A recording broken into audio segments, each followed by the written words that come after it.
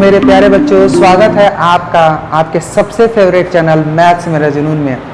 हम real number पढ़ रहे थे और रियल नंबर के क्रम में पिछले कई सारे वीडियोस हम बना चुके हैं और इसी क्रम में हम एक्सरसाइज 1.4 के क्वेश्चन नंबर 2 और 3 को सॉल्व करने वाले हैं। तो क्वेश्चन नंबर 1 को हम पिछले वीडियो में सॉल्व कर चुके हैं। क्वेश्चन नंबर 2 और 3 में क्या है देखते हैं। तो यहाँ पे कहीं ना कहीं ये सवाल दिया है, क्वेश्चन नंबर 2 में ये दिया है, उस क्वेश्चन नंबर 2 को करते हैं। That is question number 2। Question number 2 के एक क्वेश्चन है, उसमें कहा है कि जो टर्मिनेटिंग पार्ट है यानी जो डेसिमल रिप्रेजेंटेशन टर्मिनेटिंग आप देख रहे होगे क्वेश्चन नंबर 3 और क्वेश्चन नंबर 5 में इरेज कर दिया हूँ क्योंकि ये दोनों टर्मिनेटिंग नहीं थे, जो कि पिछले वीडियो में डिस्कस हो चुका है। इसमें जो टर्मिनेटिंग है उनका ये बताना है कि कितने डेसिमल प्लेसेस तक ये रहेंगे। तो इसको कैसे करना है इस चीज़ को देखते हैं। तो यहाँ पे इस सवाल को हम देखते हैं कि डेसिमल प्लेसेस कितने तक जाएंगे। तो हमने बताया यहाँ पे देखो 5 पावर 5 है तो 2 पावर 5 से नीचे मल्टीप्लाई कर दो और 2 पावर 5 से ऊपर मल्टीप्लाई कर दो। अब ये काम क्या किया हमने, 5 और 2 का पेयर बनाया। अब 5 और 2 के पेयर से क्या होगा, ध्यान से देखिए क्या हो रहा है, एकदम ध्यान से देखिए। 5 और 2 का हम मल्टीप्लाई करेंगे तो 10 होता है। 5 पावर है तो कितना बार 10 होगा, 5 बार होगा, यानी 10 पावर 5 हो जाएगा।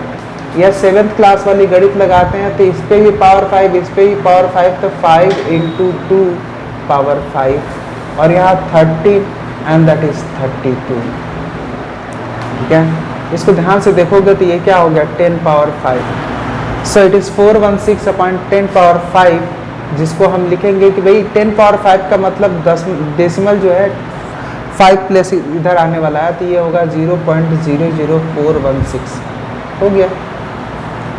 इस तरीके से दूसरे सवाल को भी हम देखेंगे और प्लीज़ देखिए कैसे होगा। जैसे ये कितने डेसिमल प्लेस वाला है ये देखना है, तो सिंपली क्या है, 2 पावर 3 है। 2 पावर 3 को पहले हमें क्या करना होगा, 5 पावर 3 से, भाई 5 पेयर बनाने आएगा, यही बताएगा डेसिमल को।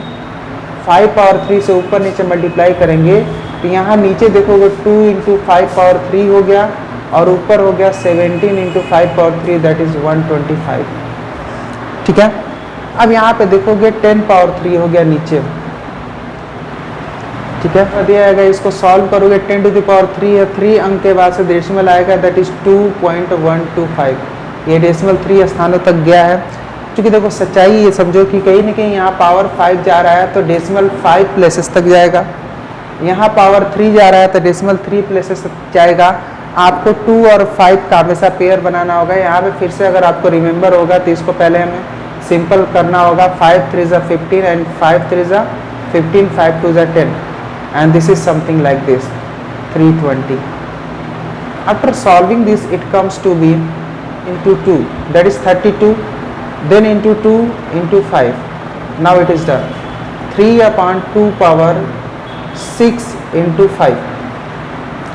अब यार इसको बराबर करने के लिए हमें क्या करना होगा, तो 5 में कितना करना होगा, 5 पावर 5 से ऊपर नीचे मल्टीप्लाई करना होगा। तो 3 × 5 पावर 5 अपॉन ये 2 और 5 का देखोगे तो पेयर कितना बन चुका है। तो आपको ध्यान से होगा कि यहाँ 5 का भी 6 हो गया, 2 का भी 6, टोटल पावर ये बन चुका है that is 10 power 6। 3 × 5 power 5। After solving things we will come to the decimal.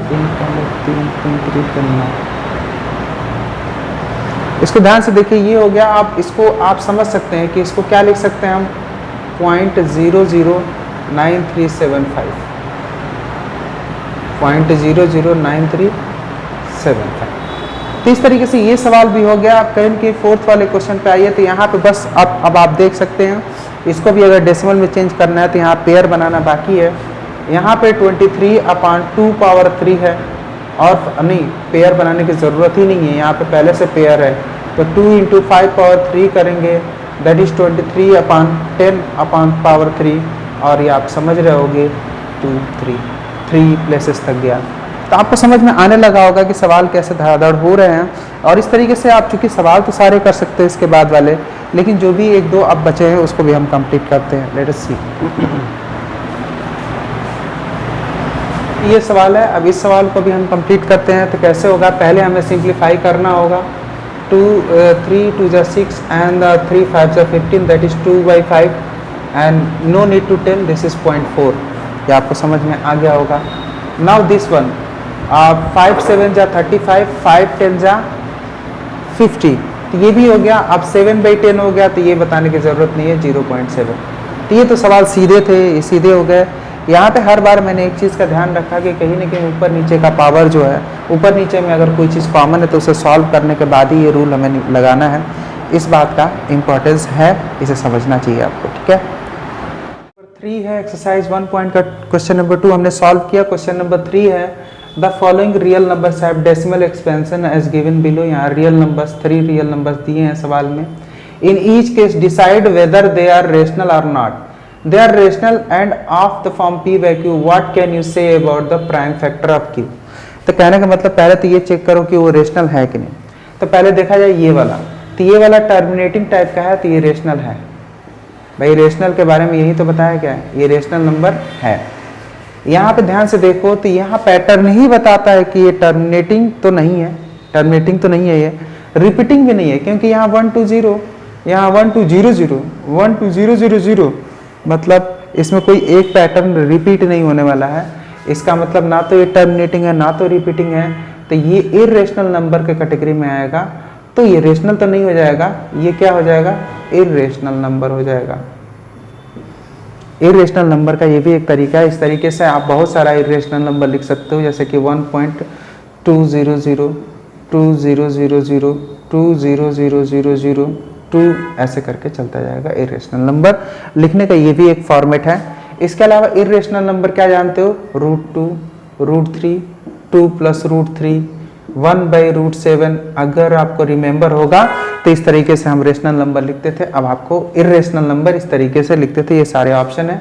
चलिए ये बात हमारा क्लियर हो गया। अब यहाँ पे आते हैं, तो इतनी वैल्यू के ऊपर अगर कहीं ना कहीं बार लगा है, यानी ये वैल्यू बार बार रिपीट हो रही है, अगर ये वैल्यू बार बार रिपीट हो रही है तो ये नॉन टर्मिनेटिंग तो है, ये नॉन टर्मिनेटिंग है,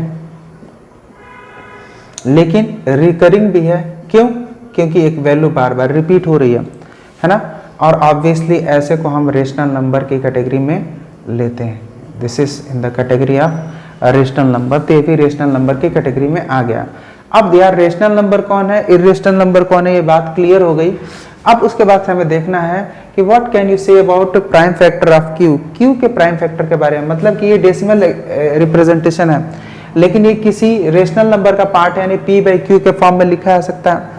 तो आप पिछले क्वेश्चन में देखिए कि हम सवाल को सॉल्व कर रहे थे, फिर उसको डेसिमल में हम चेंज कर रहे थे और बता रहे थे कि डेसिमल के कितने पॉइंट तक सवाल बनेगा। ये हम अभी सवाल कुछ देर पहले सॉल्व किए हैं। उस हिसाब से अगर ये देखो तो ये डेसिमल जिस भी p/q फॉर्म का बना है, यानी जिस भी फ्रैक्शन को सॉल्व करके ये आया है, कोई फ्रैक्शन होगा उसको सॉल्व किए होगा तो ये आया होगा, तो उस फ्रैक्शन का जो डिनोमिनेटर है, यानी जो q है, उसके बारे में क्या कह सकते हो।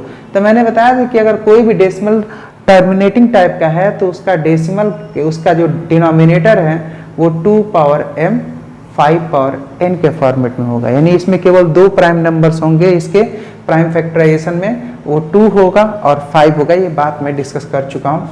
अब ये भी तो रेशनल नंबर है, लेकिन ये तो नॉन टर्मिनेटिंग है। तो पिछले सवालों में आपको ये बात समझ में आ गई होगी कि जब ये नॉन टर्मिनेटिंग है, इसका मतलब ये अगर p/q का फॉर्मेट है, क्योंकि रेशनल नंबर है तो p/q के फॉर्म में हम इसे लिख सकते हैं। कोई ना कोई ये रेशनल नंबर का पार्ट है। तो अब q की वैल्यू क्या होगी, तो q की वैल्यू में 2m 5n तो है ही, उसके अलावा अदर प्राइम फैक्टर्स भी होंगे। यानी हो सकता है 7 पावर हो गया, मतलब 7 भी होगा, इसके प्राइम फैक्टर में 7 भी हो सकता है, 3 भी हो सकता है, यानी अदर प्राइम फैक्टर्स भी हैं। तो हम क्या लिख सकते हैं, prime factors other than 2 and 5 are also there. इसके प्राइम फैक्टर में 2 और 5 के अलावा और दूसरे नंबर भी आए होंगे, यही बात हम कह सकते हैं। दूसरे लैंग्वेज में आप बुकिश लैंग्वेज कह सकते हो कि 2m 5m का फॉर्म नहीं है।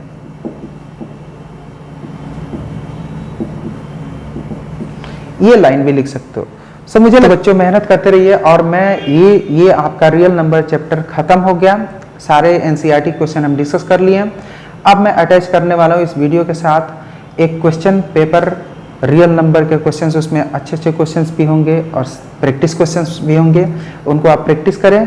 और अगर कोई प्रॉब्लम होती है तो हम उसके अच्छे क्वेश्चन को डिस्कस भी करेंगे एक वीडियो में।